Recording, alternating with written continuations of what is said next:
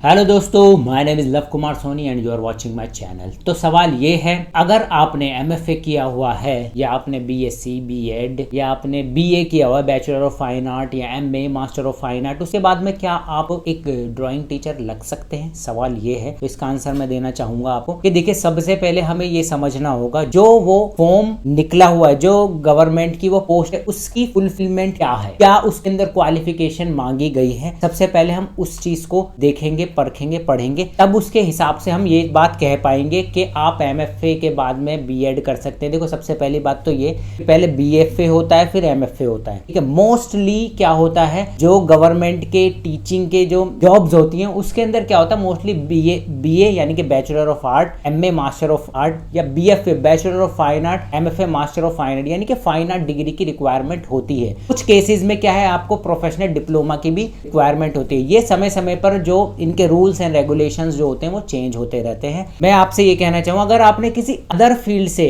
अपनी ग्रेजुएशन की है, ठीक है, फाइन आर्ट की फील्ड से नहीं, और आप चाहते हैं कि मैं अपनी मास्टर कर लूँ फाइन आर्ट से और आप ट्राई करेंगे जॉब के लिए, तो वहां पर आपके साथ में क्या है, इशू हो सकता है। मैं आपको बता दूं, क्योंकि वहां पर डिमांड उन्हों की ही होती है कि आपका ग्रेजुएशन भी उसी डिग्री से होना चाहिए और साथ साथ में आपका पोस्ट ग्रेजुएशन भी उसी डिग्री, सेम डिग्री से होना चाहिए। मैं खाली फाइन आर्ट की बात नहीं कर रहा हूँ, ऑल ओवर सब्जेक्ट की बात कर रहा हूँ कि किसी भी फील्ड के, जैसे अगर आप इंग्लिश के टीचर बनना चाहते हो तो इंग्लिश से ही आपकी ग्रेजुएशन होनी चाहिए और इंग्लिश से ही आपकी जो मास्टर होनी चाहिए, साथ साथ में उसमें बीएड की भी रिक्वायरमेंट होती है। तो ऐसे हमारे आर्ट टीचिंग के लिए भी आपको यूपी टेट, एस टेट की भी रिक्वायरमेंट होती है कुछ स्टेट के अंदर। ये डाउट क्लियर हो गया होगा। यही कहना चाह रहा हूँ कि आप सबसे पहले पढ़िएगा वहाँ क्या रिक्वायरमेंट मांगी है। एमएफए के बाद में बीएड करने का तो कोई मतलब नहीं बनता, क्योंकि एमएफए तो ऑलरेडी एक मास्टर डिग्री हो गई, समझ गए। तो ये चीज़ ध्यान रखना, क्योंकि ये हमारा कोर्स मिसलेनियस के अंदर आता है, ठीक है। ये जो सब्जेक्ट है मिसलेनियस के अंदर काउंट होता है स्कूलों वगैरह में,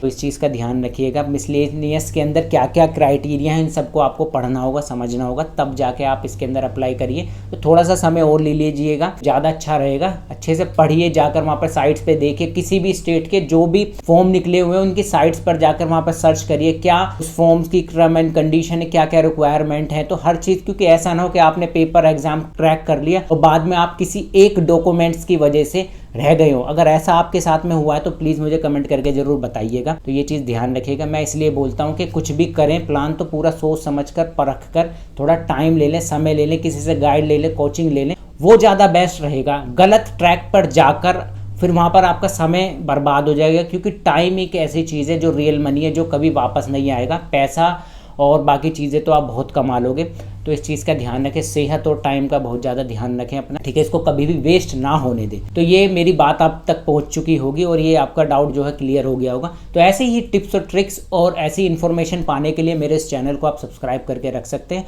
तो मिलते हैं अभी नेक्स्ट वीडियो में एक नए टॉपिक के साथ में। Thank you for watching.